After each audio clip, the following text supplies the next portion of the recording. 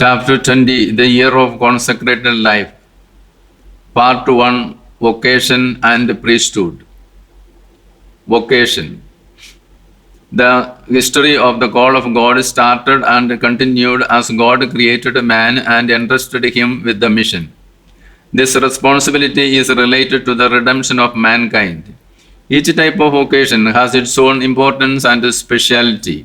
In the Old Testament, God calls Abraham, confer Genesis 12:1. Moses is called from the burning bush, confer Exodus 3:16. Isaiah is called from the temple, confer 6:8. And Jeremiah is called from a discussion with the Lord, confer Jeremiah 1:1-5. There are four matters in every call of God. First, God takes initiative. Second, God reveals His glory and greatness. Third, it is God's own selection, not man's selection. Fourth, one who is called gives firm response under the faith. Abraham, Elijah, Samuel, Jeremiah, and Isaiah are examples to this. God entrusted and sent them for His mission with those who are called and selected. Then they become powerful to the mission. In this challenge, they became new persons. God called Israel through Moses. Sinai covenant, response of people to this covenant, and the proclamation of prophets are part of this call. The mission and the call of Israel precede the establishment of New Israel, the church. Call in the New Testament is seen, accomplished, and inherent in Christ with all its completion and speciality. Jesus is not called by God like man.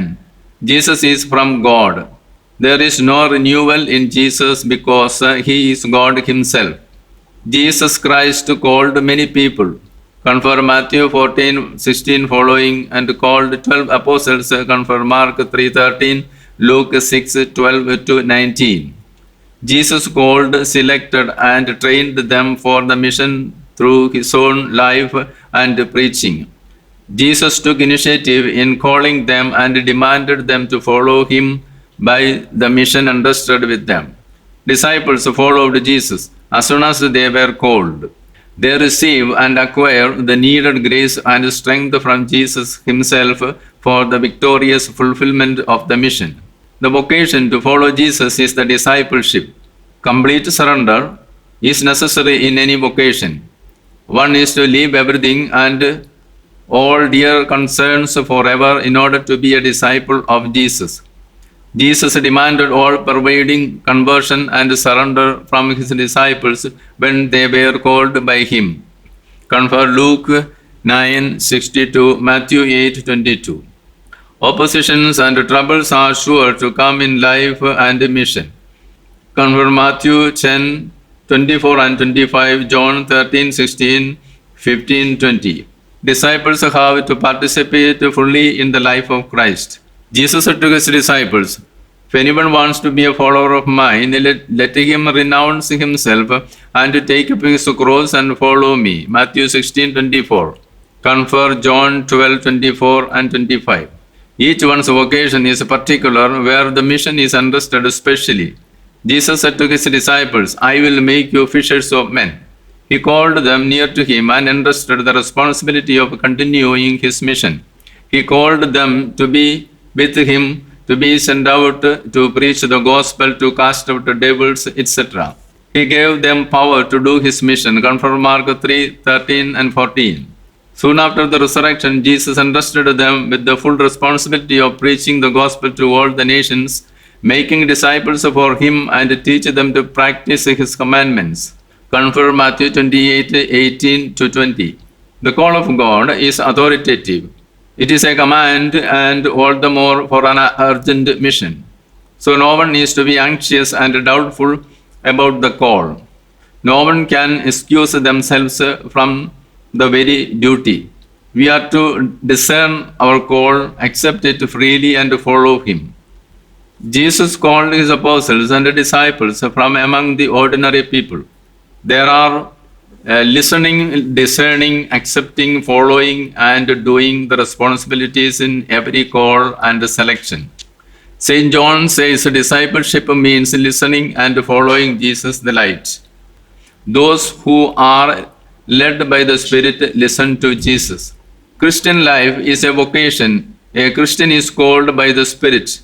Holy Spirit empowers a Christian to give positive response to the call. Everyone is obliged to give a response according to the vocation given to each one.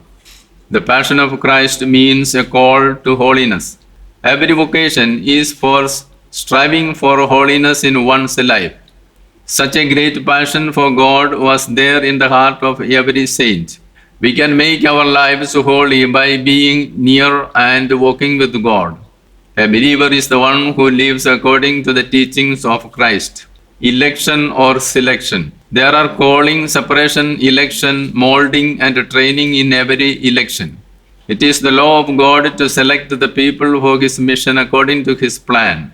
Since God has selected and separated, Israel was called the elected people of God. They have to understand the meaning of this election as people of Israel. God leads us from sin to faith and life by His election. God removes the sin and makes us good and holy people. The gift of election is worked by God. The consciousness of personality of the people of Israel is on the basis of this secret election by God. They remember and confess this election with pride and gratitude. This election and confession of it is the history of redemption, which led Israel from the bondage of Egypt to the promised land. Israel takes this election and responds positively. Thus they decide to serve God alone. Confer Exodus 19:5. The aim of election was to redeem and bless all the people of this earth. God revealed the continuation of His plan by blessing the human race through Abraham. God appointed the prophets from among the people of God in order to do the special mission. The elected prophets were made holy and separated and anointed for the mission. Moses, Amos, Isaiah, and Jeremiah experienced that they were elected for giving crucial response in particular time of the history of redemption. Understanding the will of God, these prophets responded to the command of God. The whole world is part of this election and is installed for the mission. Election is out of the free will and decision of God. Confer Deuteronomy 7:1. Israel did not elect, but God elected the people of Israel out of the great gift of His love, mercy, and providence.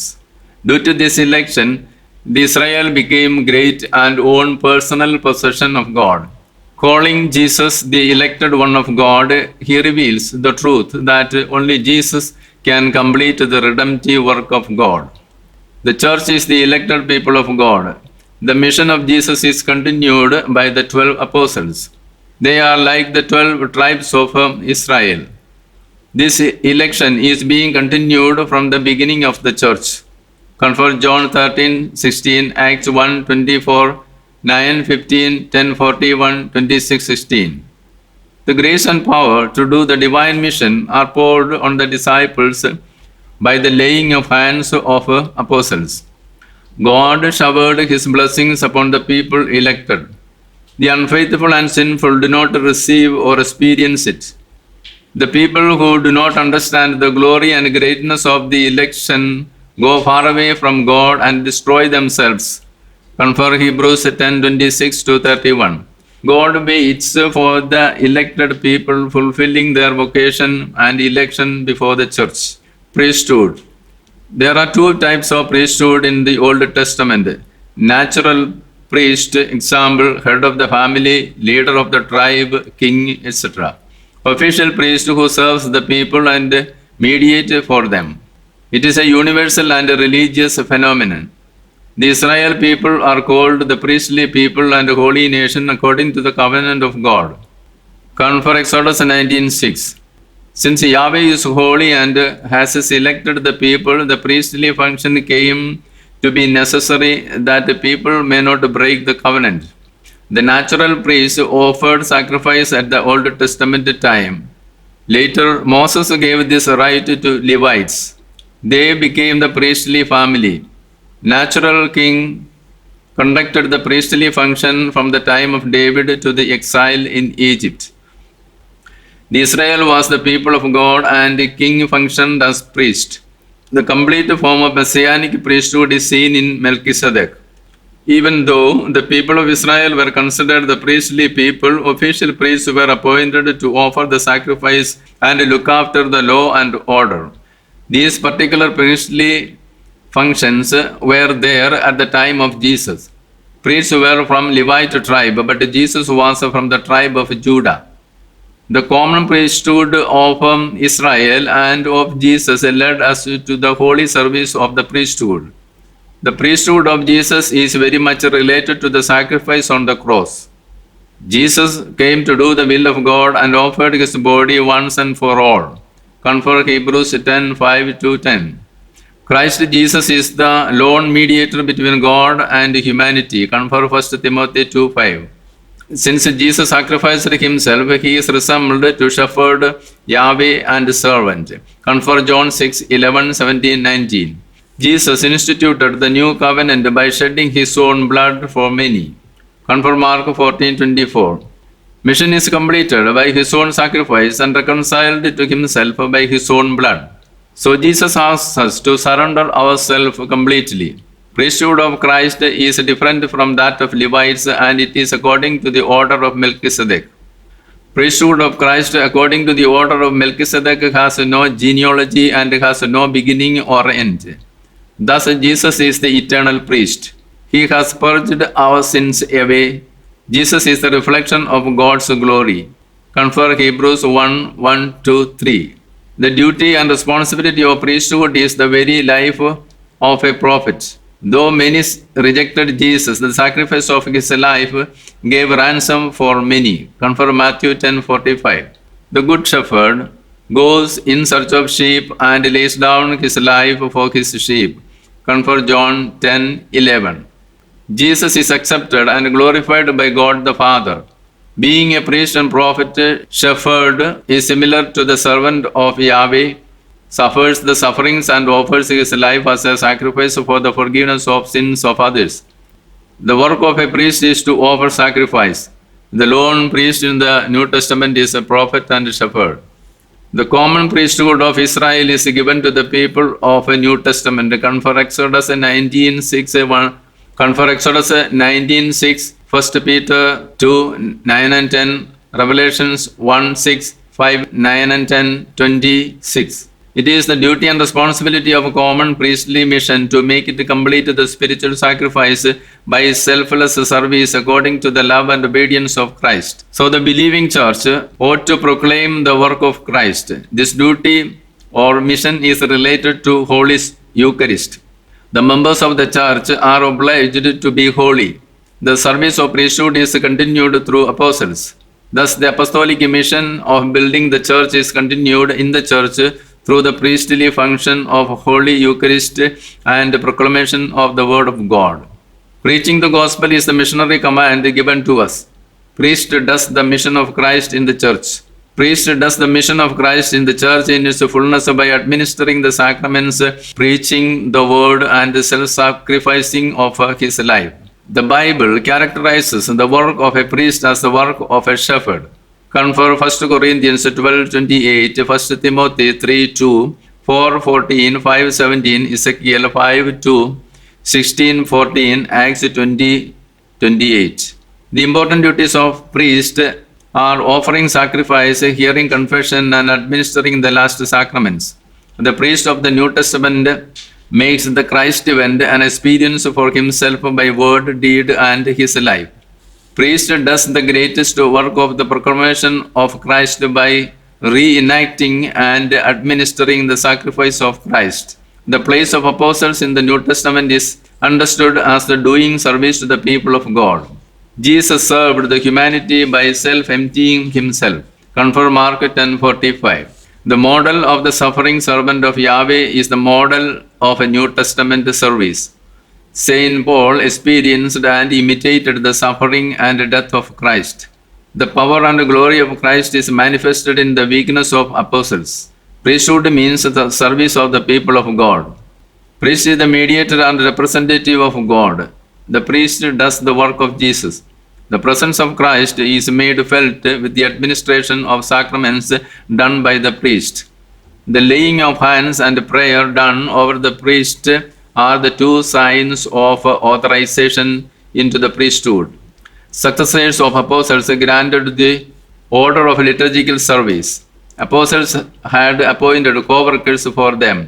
Confer Acts 11:30, 15, 2-6, 16, 4, 21, 18. The elders and bishops led the church at Ephesus. Bishops were assisted by deacons. Eucharist is the visible sign and ultimate instrument of the unity of the church. The leaders and priests of the church are specially called by God and appointed by the Holy Spirit. They receive the graces through the laying of hands by the successors of the apostles. Confer Hebrews 5:1, 4 and 6, Acts 20:1-29, 1 Timothy 1:6. The church is missionary in its character. A Christian participates in the priesthood of Christ when participating in the suffering, death, and resurrection of Christ. Each one can participate and experience the redemption of God by giving positive and sincere response to each one's vocation. God called and selected priests and Levites to be in the presence of Him. Confer Deuteronomy 10:8. God called humans to live in His company. The grace of preaching is given only to Pope with the union of bishops for the sincere interpretation of the Word of God.